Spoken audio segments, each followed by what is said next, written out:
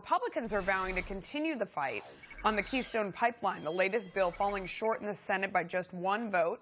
After a 6-year fight, will it ever get built? Here now, Fox Business's Tom Sullivan. Steve Moore is back with us, along with Stephen Yates, who's the former deputy assistant to Vice President Cheney. Thanks to all of you for joining us.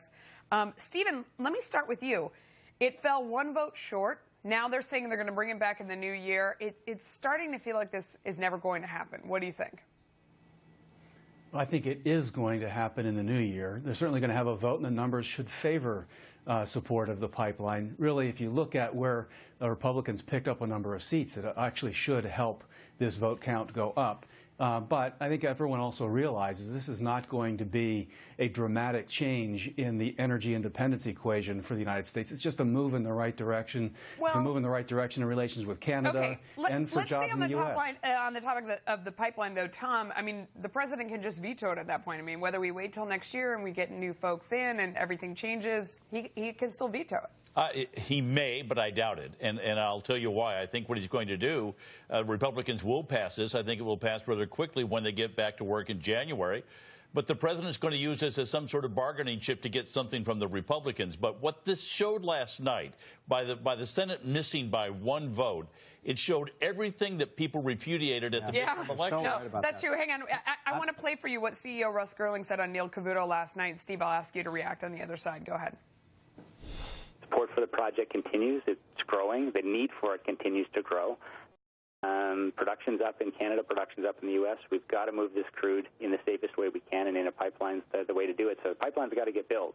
Steve Moore, he basically said the oil's going to be produced no matter what. It's only a question of how it's transported. The pipeline's the safest and the best for the environment versus rails and trucks and everything else. But by not building the pipeline, you don't stop the drilling. Is that true? Yeah, well, the liberals hope it will. That's their whole point, Melissa. They don't want that oil. They don't want the natural gas. They hate fossil fuels. And I think Tom nailed it, that this reflects an attitude of a Democratic Party where the #1 concern of voters when they went to the election on election night was jobs. Okay. The number 30 issue was climate change, and Democrats voted for climate change and not jobs yesterday. This is another one that might slip through the cracks. It wasn't a good night for bills in the Senate. Bipartisan NSA reform legislation was also shot down. So this is the legislation which would have ended the NSA's collection of domestic calling records, requiring the agency to get a court order every time they wanted to collect these things. Stephen Yates, what do you think about this development? Well, this is an enormously complicated issue, but I think this is one where I think that basically recent developments with ISIS and other kinds of things, I just don't think the country is in the same place it's been in recent years where they're thinking they needed to close down this kind of program whole cloth. And so I think the new Congress is going to have to try to take up this issue of where's the balance between liberty and collection. You want the NSA to be able to collect this.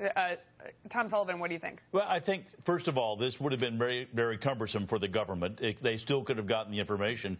But I'm a Ben Franklin fan on this one. Don't give up your freedom in return for safety. I think liberty is more important than anything else, and you have to stay with that and protect your liberty. Steve Moore. I very rarely disagree with Tom, but I'm a hawk when it comes to the war on terror. And, you know, you talk about liberty. Where's your liberty of people blowing up buildings and schools? And if we can use these techniques to foil the terrorists, you know, I'm for it. Just when I think I know you guys, you surprise me. Yeah, all of you surprise me. All right, thanks, my building was right across the street from 9/11, from Ground Zero. So I think about that day every day. A few stories on our radar right now. U.S. regulators